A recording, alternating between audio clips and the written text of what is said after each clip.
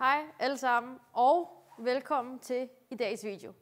I dag, der skal vi lave et stort service, et Auto-Unica service på den sorte Disco 3 bag mig. Den har været med en video før, og nu trænger den til et kæmpe service, fordi den skal sælges. Der er en, der har set den på vores tidligere video, og er blevet lidt forelsket i den. Så nu skal vi til at gøre den klar til ham. Og som I kan se, så har vi vores yndlingsprodukter, vores Liqui Moly, så vi har olie, engine flush, vores super, og det er sådan dieseladditiv. Og olieadditiv og brændstofsfilter, vi skifter alt. Oliefilter, luftfilter, pollenfilter. Tjekker dæktryk, alle mulige små ting, som er vigtigt for, at bilen er kørende i lang tid.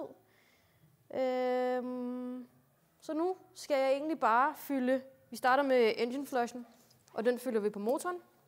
Jeg kører den lige udenfor, fordi man skal hælde den på motoren. Så skal man lade den stå i tomgang i cirka 20-30 minutter, og så kører man den ind. Man skal helst ikke køre den for lang tid, fordi den går egentlig bare og gør det helt meget tyndere. Så den har ikke godt af at køre så meget. Men vi bakker den ind, kører den på lift og får tømt det hele og går i gang med vores service. Så det er det, vi gør nu.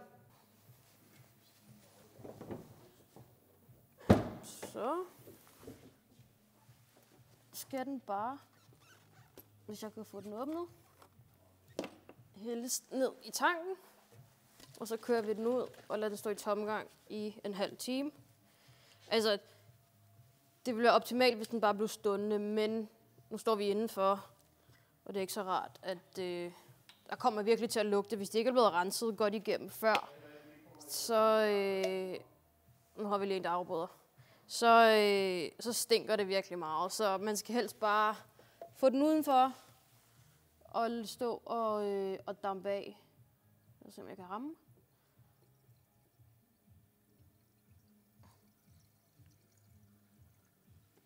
Den drypper af. Og det her gør vi hvad? Vi gør det ikke ved hver service. Man kan godt, men når vi har nye biler inde, som vi ikke kender, så er det altid godt bare at gøre for at rense igennem. Det er mest af alt for at fjerne. Vi ved ikke, hvilke olier og oliesystemer, som bilerne har kørt på. Så mest af alt er det for at fjerne reminiscens eller rester af gamle oliesystemer, om der er sat DDP i, eller hvad der er.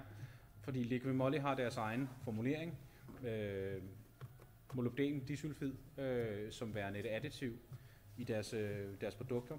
Så vi sørger reelt set bare for at fjerne rester af gamle produkter, som vi ikke kender til. Så hver gang vi får en ny bil ind, så flusher vi, hvorefter vi begynder at køre forfra og anbefaler, at vi kører Liqui Moly-systemet. Præcis. Hvad Claus sagde. Nå, nu starter vi den og kører den ud, og så lader den stå i tomgang i 20 minutter. Det er altid en fave at køre ind og ud af her, og mit højre sidespejl skal rettes, så jeg kan ikke se en dyt.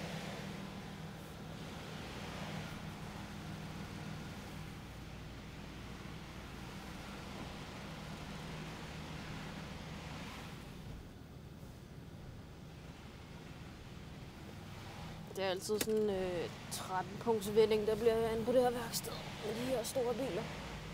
Vi kigger lige på Claus. Den er fri, tror jeg. Og vi kører den bare lige ud af porten. Så den bare lige skal bakkes lige ind og så på lift efter. Så. Okay. Nu har jeg lige kørt bilen ind, jeg har bakket den ind og smidt den på lift. Og mens den står nede, så sætter jeg lige pollenfilter i. Og lige på det her, der er der et pil nedad, så den skal selvfølgelig pege ned, når man sætter den ind. Og det gør man faktisk. Jeg henter lige noget lys, så I kan se. Det er inde i handskerummet. Okay, lad os lige se her. Så vi åbner her, og så trykker man på begge sider. Man kan selvfølgelig ikke se, hvad så, men man trykker bare ind, og så klikker den ned. Der er der også. Det gør du bare.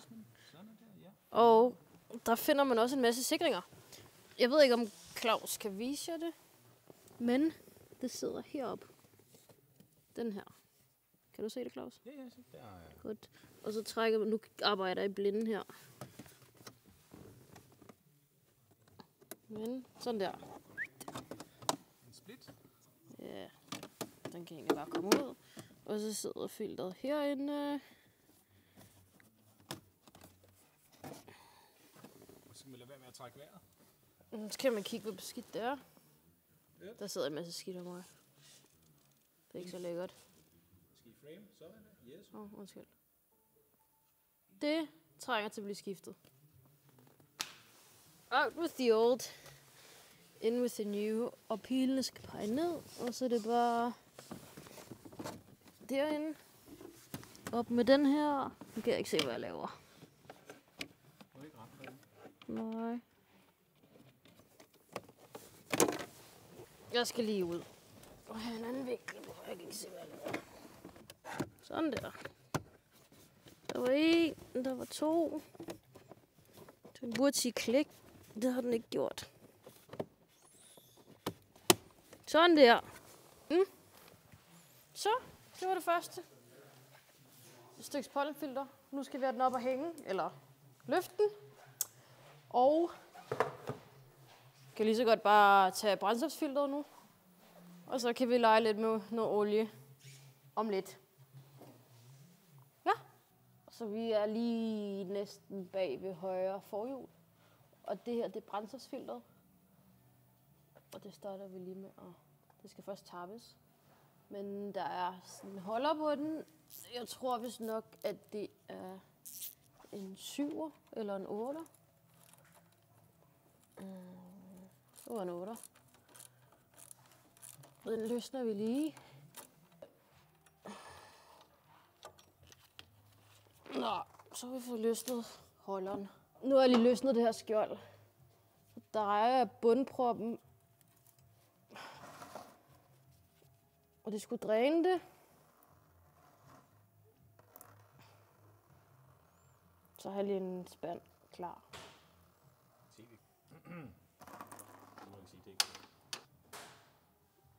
I mellemtiden kan vi kigge på alt det mudder, han har kørt op i.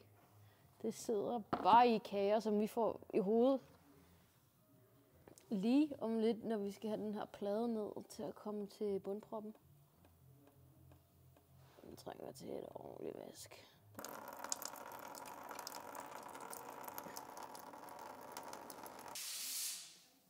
Der styrer vi. Sådan der, så er der godt shot. Den dumme, Ja. den blå clips, spændebåndet og den gule clips. Okay. Den dumme. Hence from now on known as the stupid one. Nå, vi fik alle stikkene på. Og skulle lige have den med spændebånd af for klipsen, eller... Ja, er det ikke en klips? Det er en clips, jo. Ja. Hovedet var lidt stort, så det kunne komme ved siden af spændebåndet. Hvis det giver mening. Der var ikke plads til det. Så den skulle lige på først, og så skulle spændebåndet på til sidst. Hvis vi lige så, brændstofsfilteret bagefter, og lige renser op på oversiden. Det kan ikke gå galt, det her. Der er farvemærkning, der er color coding på ovenpå. Så når man først har det fået det fjernet, så behøver man ikke at gå panik til at betragtning af. Der er bright colors to guide the way. Ja, det er faktisk ikke så slemt. Det værste var faktisk lige at få dem af. Nu spænder jeg lige holderen, og så kan vi gå op og tage oliefilteret ud. Skal vi ikke tage bundkarret? Eller, motorskjold? Det kan vi også, men vi skal alligevel herned igen. Ja, men motorskjoldet, så er det nede. Det kan vi godt. Så tager vi motorskjoldet. Så kommer jeg til at regne ned med tør mudder. Det bliver dejligt. Insert rain emoji. Nå, jeg gør det lidt nemmere for mig selv. Jeg løsner dem bare lige. Ja. Så jeg ikke får det hele ned på en gang. Skal man have regnjakke og regntøj på og hat på for det her?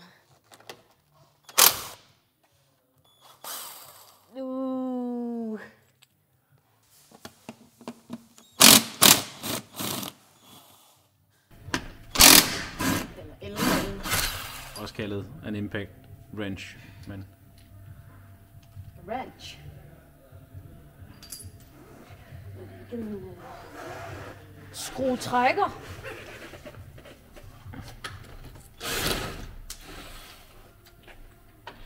Og klar til at den falder. Ja, jeg kan holde her. Godt grebet, Claus. Ja, pas på. Yes. Nå, men så kom vi ind til bundproppen. Okay. Det er lidt temperamental, det her lift, så man skal lige være ops, når man sænker. Men jeg starter lige. Nu tog vi bundpladen og gjorde den klar. Jeg hiver oliefilteret ud først. Pas på, at Claus ikke falder bag os. Vi tager lige oliefilteret, før vi tager bundproppen, for at skabe et neutralt tryk. Altså, så det ikke bare sprøjter ud, så der kommer en stille og rolig oliestrøm.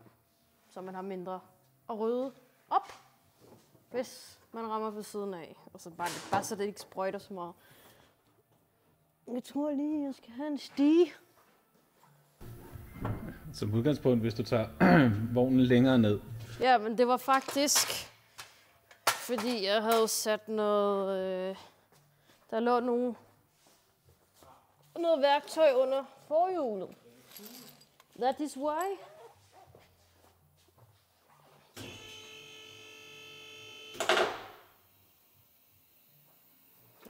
Jeg skal alligevel bruge en stige.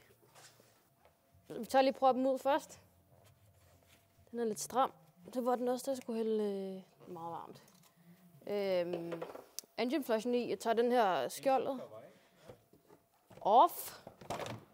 This is with some clips. Og så sidder oliefilteret faktisk for en gangs skyld et meget tilgængeligt sted. Lige i midten næsten. I stedet for mange andre biler. Det sidder i V'et i V8'eren, i de to, eller V6'eren, undskyld, ved de to indsugningsmanifold. 32 nøgle til at løsne, og jeg løsner bare. Jeg tager den ikke ud. Jeg løsner, for så kan det dræne, og så får vi ikke olie over det hele. Når vi løfter den op, så i princippet, så løsner vi her. Og så kan vi gå ned og tage bundproppen. Og så har vi ikke det problem med, at der er olie over det hele. Selvfølgelig vil der komme lidt hist og pist, men det er bare lidt nemmere. Den er løs, den er ikke oppe. Nu kører vi op igen, tager bundproppen og lader det hele løbe ud. Og det er vigtigt, at hvis man har kørt med en engine flush, at alt får lov til at komme ud. Og det vil formentlig være lidt tyndere. Det synes jeg, at det er. Det er måske bare mig. Men det er også måske bare fordi, at den har kørt en halv time, at det hele bliver varmet op og igennem. Anyway, det er bare vigtigt, at den får virkelig lov til at løbe af. Og så kan vi skifte luftfilter imens vi venter. Så vi kan lave lidt, og ikke bare stå og glo. Det gider vi ikke. Godt. Up and away. Det er i hvert fald ikke standardproppen, så meget kan jeg fortælle dig. Den sidder med en Torx. Så den har været skiftet på et tidspunkt, den her. Men det er godt, vi har en ny, fordi den her får du bare lov til at ryge ud. Se lige. Hold nu kæft, et laminarflow. Kraftede skills. Det er som En at være, lille dråbe på tommelfingeren. det er som at være på et japansk tehus, det her. Japansk. Japansk tehus. Og dog, det er lidt en mørk te, men det er sort te. Det lugter også lidt kras, når man kommer ud herfra. Jeg vil give dig noget plads, så kan du komme ud. Virkelig ud. Nå, så fik vi lige taget den. Jeg skal lige tage med tommelfinger, så kan vi køre lidt ned og skifte luftfilter. Det er simpelt. Det bliver spændende at se, hvor beskidt det er faktisk. Godt. Luftfilteret. Nu skulle lige tjekke, om jeg havde lyd. Jeg sidder hernede. Og der sidder en masse små skruer. Jeg tror, den bliver skrællet.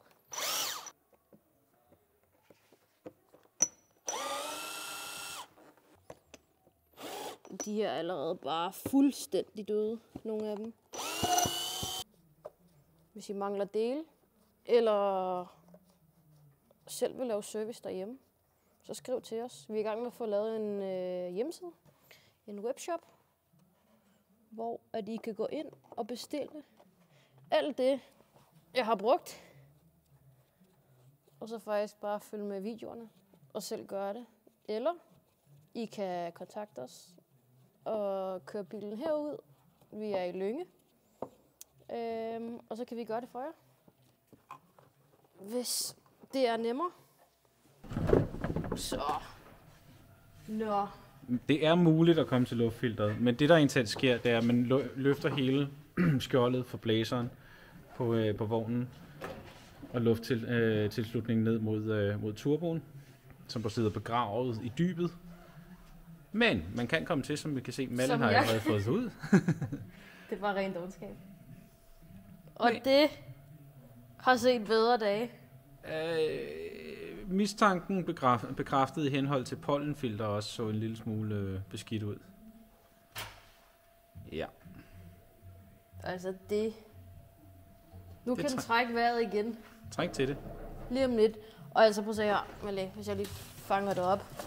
Men det er sådan noget, der sidder der. Jeg synes, at vi skal gøre os selv en tjeneste og lige tage en støvsuger. Og så tage det værste, der er blevet suget ind for luftindtaget. Fordi det er ikke rart, at... Altså, jo, man kan skifte filter, men når det her bare ligger dernede også, så nytter det ikke en skid. Så. Den får... Men vi tager en støvsuger. Vi tager en støvsuger. Okay. Den er blevet støvsuget. Der lå et halvt træ dernede. Der var en masse sjove ting. Så. Det er egentlig bare at glide ind. Forvent lidt.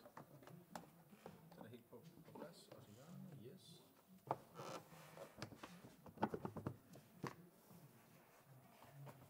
Så. Bang.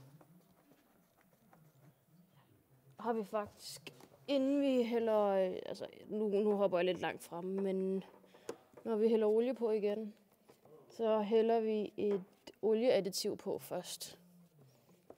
Det gør vi altid. Det kan vi godt lide at give dem. Et olieadditiv fra Liquimolly.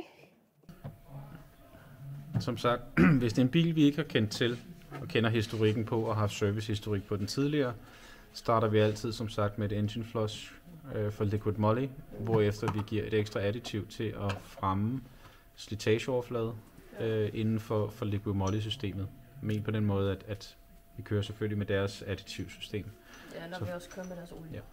Næste gang der er service på vognen efterfølgende, propper vi nødvendigvis ikke et additiv ekstra i. Nej, og det er ikke sikkert, at vi laver en helt engine flush. Fordi vi kører med 10.000 kilometer intervaller. Og det holder rigtig godt. Altså, det har jeg gjort længe nu. Og min Defender, den skal aldrig toppes op for olie. Og det siger lidt, faktisk. Men jeg har til gengæld noget, vi lige kan smide i nu. Vores super diesel additiv. Og det hælder man bare i tanken. Det er faktisk godt, når man skal køre sådan nogle langdistanceture, at hvis du knalder sådan ind i tanken. Vi havde en kunde, han skulle til Tyskland, og efter da han kom af færgen, så hældte han den på, og så gik der 20 minutter. Kunne han virkelig mærke forskel, og han kunne... Jeg tror, han sagde, han kunne høre bilen arbejde. Altså han kunne virkelig mærke forskel efter de til gengæld pisse dumme at åbne. Det er et additiv som mange andre dieseladditiver. Det vil sige, at det er primært for en til at fjerne slakkerbelægning inden i forbrændingskammer, men dels også for at rense indsprøjtningsdysser. Det er ikke nødvendigvis ikke noget, man skal køre med til dagligt, men til gengæld, hvis bilen har stået stille, og igen, vi kender ikke servicehistorik, så bliver vi nødt til at give den fulde tur, for at være sikker på, at alle ting fungerer optimalt. Ja. Har kun gode erfaringer med det, og kunne ikke anbefale det mere i hvert fald. Det er vi sgu meget glade for. Så fik den. Så kan den få lov til at drøbe lidt mere af, og så er det bare bundprop i, olieadditiv i, og olie. Okay, mens vi venter, kan man altid tjekke dæktryk. Altid. Så jeg smider 2-3 heroppe foran, og så 2-5 bag i. Det er, hvad der anbefaler. Det er ikke bare mig, der fyrer et tal af. Dæktrykstabellen i sidedøren i forhold til, at den kører på 255. 255. Hvad var det? 255, 55 R19. Der siger dæktrykstabellen 2,3 bar foran og 2,5 bar bagpå. Bundproptid. Som nogle af jer kan se, så er der ikke nogen kobberring, og det er fordi, der er gummiring. Bare så vi behøver ikke at være så hurtige i kommentarerne. Bare rolig. Der er noget på. Og nu har den også fået lov til at dryppe godt af. Husk at spænde godt til.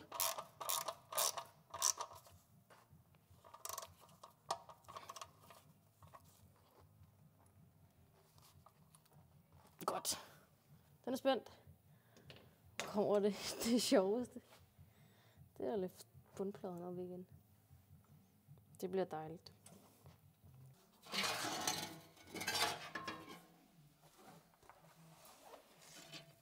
Så får vi lige en fod der. Tak, Claus.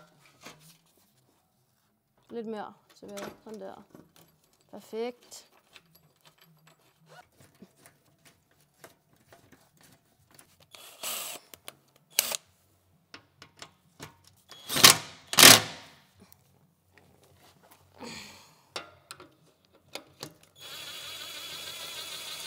Sådan der.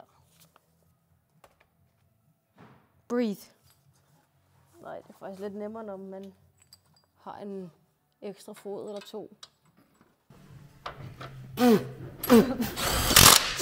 Det har det i munden. Du skal ikke spise det for helvede. Godt. Så kan vi komme ud herfra. Det bliver rart. Nu skal vi have filteret ud. Oliefilteret ud. Additiv på og olie på. Og så er vi færdige med vores service. Vi lægger lidt papir rundt omkring filteret dernede, når vi indtil hiver op, for at undgå, at det værste ryger ned i vævet i sekseren. Yes.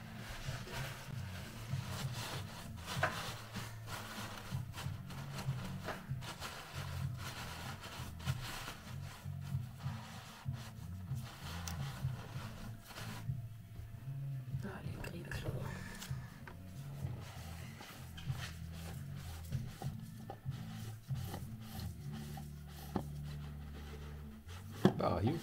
Ja, den sidder fast. Den sitter fast. Sådan der. Kraftedeme skills igen.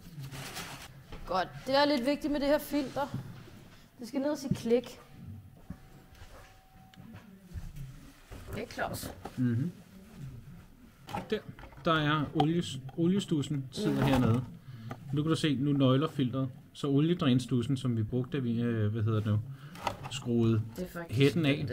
Præcis. Så nu er du nede og klikke, og oliestussen, som du sidder der, drænblokken, den sidder nøglet på nuværende tidspunkt. Så det eneste, der mangler nu, det er at hive filteret ud, tjek lamellerne for at se, om der eventuelt er metalspåner. Det er meget god stil at gøre det. Samt at give en ny pakning rundt omkring. Der har vi der. Der sidder sådan en pakning.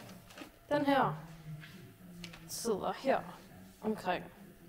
Og det er vigtigt at huske den på skiften. Like this. Bam. Og det er sådan, det ser ud nu. Du tager fingrene, og så spreder du alle lamellerne og kigger, og så ser om der er en til af noget, der ligner metalspåner. Og du starter med et indekspunkt, så du ved, når du har været hele vejen rundt. Så skal vi huske pakningen. Jeg tørrer lige den her lidt af. Og den skal sidde derinde.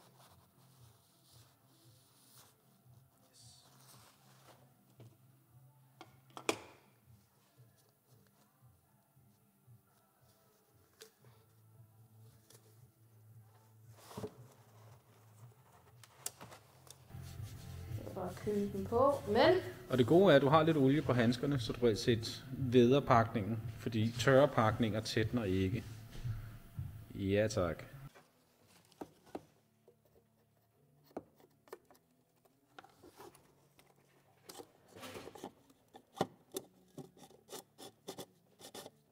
Gør den skruer. Like er glad.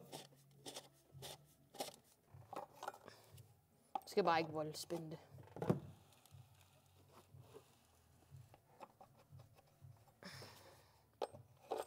Lille smule mere. Godt. Jeg hælder lige olieadditiv på. Og jeg venter lige med at sætte skjold på, fordi vi kan lige, når vi har hældt olie på, så starter vi den lige, og så lyser vi lige ned om siderne på oliefilteret, for at se, om det er tæt. There. Nå.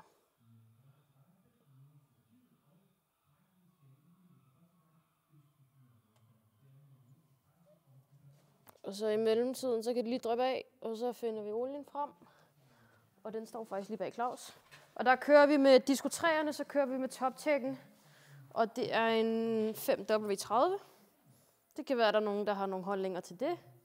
Men det er, hvad jeg kan mærke, at jeg er sort i hovedet. Det er, hvad vi vil køre med her hos Auto-Unica, og er glade for har oplevet, at det fungerer godt for os, for vores forbrug også. Det er anbefalingen for olieproducenten, som vi holder os til. Ja. Så det er ikke bare fordi, vi finder på noget og bare kører afsted med det. Det er også lavet til det her. Så det vil vi køre med, og der er 5 liter i hver dunk. Og der skal, nu kan jeg ikke lige huske, jeg ved, at Defender skal 8,2 liter. Men hvis jeg lige spørger bag mig, foran mig, bag kameraet. Ja. Claus slår det lige op, så er vi helt sikre. Man kan lige så godt tjekke en ekstra gang, før at man hælder en masse olie på. 2,7 liters V6'eren har en oliekapacitet på 5,5 liter. Jeg skulle lige sige 6,2. 5,5. Men 6,5 fra tør. Men når vi har drænet olien, vil der altid ligge en rest nede i sumpen. Så oliekapacitet 5,5 liter. Og så har vi 300 ml på... Yes. Altid. Ja. Det er det, det hedder. Godt. Så vi hælder det på, og så vender vi tilbage lige om lidt, når vi tænder bilen, og lader det hele køre igennem, og så tjekker vi, at alt er tæt, både oliefilteret og brændstofsfilteret. Men frygt dig, hvis I har gennemgået samme service-runde, som vi har, så husk på, brændstofsfilteret er også tomt. Så det kan være, at det er lidt ekstra svært at starte bilen til at starte med, og før der kommer brændstof til. Og sige... Fordi den lige skal... Og faktisk ret præcist.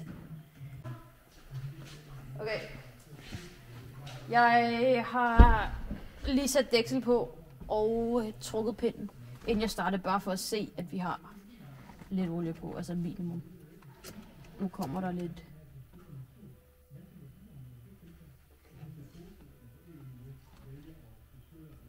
Nej, det gør der ikke engang. Kommer måske, når jeg tænder. Ja, så.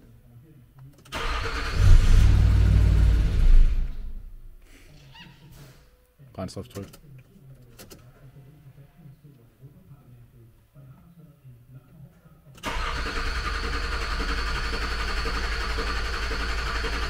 Prøv at vente. Lad være med at køre. Prøv at vente på brændstofpumpen på at få skabt noget tryk. Det der egentlig skete her, det var, at du fik hævet den diesel, som der reelt set var i slangerne op mod motoren og op mod for regulatoren. Okay. Man kan faktisk godt høre den arbejde. Yep. Man kan nok ikke fange det på mikrofonen, men... Okay. Det kan være, at I kan se, at det er den næste dag. Det ved jeg ikke. Men det var en lang dag i går, og vi prøvede faktisk at starte den. Og den tændte ikke. Den stod bare tikkede. Så der har sikkert været luft i brændstofsfilteret. Det man kan gøre, det er at tage en lille skruetrækker. Vi finder lige en her. Og så sidder der faktisk en lille ventil. Der skal lige tænding på. Hvis du lige følger efter, Peter. Når man putter tænding på, jeg kan bare ikke nå her. Det er sådan en lille trick.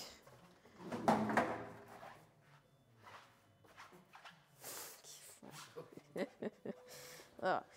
Og så er det faktisk den her lille ventil her. Og der kan du se, at mine fingre er faktisk ret våd. Og det er brændstof.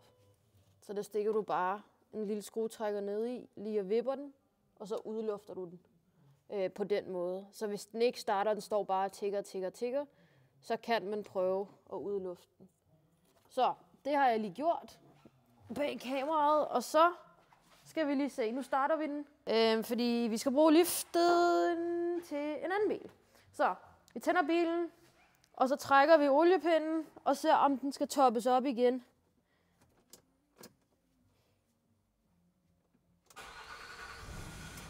Så startede den bare første gang. Og nu skal filteret lige have noget olie, og det hele skal løbe igennem, så vi giver den lige et par sekunder. Så slukker vi, trækker vi pinden og tjekker, at der er den mængde olie på, der skal være. Og så er det egentlig bare at lukke klappen og køre den ud. Så, vi tjekker. Pink. Og man skal også lige huske på, at hvis bilen har stået lidt og kørt, så kan olien, altså det kan stige på pinden, hvis man kan sige det på den måde. Så du skal lige lade den falde, og lade den stå i 5-10 minutter, og så trække den igen, for at være helt sikker på, at du har nok olie på, eller ikke for meget. Kan vi se her. Den kunne godt trænge til en lille smule mere. Det er lidt svært at se, fordi olien er så ren. Den sidder faktisk lige her. Jeg vil gerne have den heroppe af. Eller lidt længere op, ikke? Fordi det er jo imellem det her stykke. Så jeg hælder lige lidt mere på, og så trækker vi pinden igen. Nu gør den. Nå, jeg har lige toppet op. Trækker vi pinden en til gang. Tør den lige af. Og sætter den ned. For en sidste gang forhåbentlig. Og så har den fået lavet et stort service. Det var meget bedre. Det var faktisk lige der, hvor jeg gerne ville have den. Den sidder faktisk lige der. Det er lidt svært at se, men det er lige heroppe. Så er det bare at lukke det hele. Og så er vi færdige. Så, hvis I selv vil lave jeres olieskift eller service, så kan I kontakte os. Og så kan vi sende nogle dele ud, eller noget olie, filterkit. Og hvis ikke I selv vil, så kan I også altid skrive til os, ringe til os og få bilen herud. Tak fordi I så med, og jeg håber, at I har lært noget, eller har nyt video. Så vi ses i den næste. Hej hej.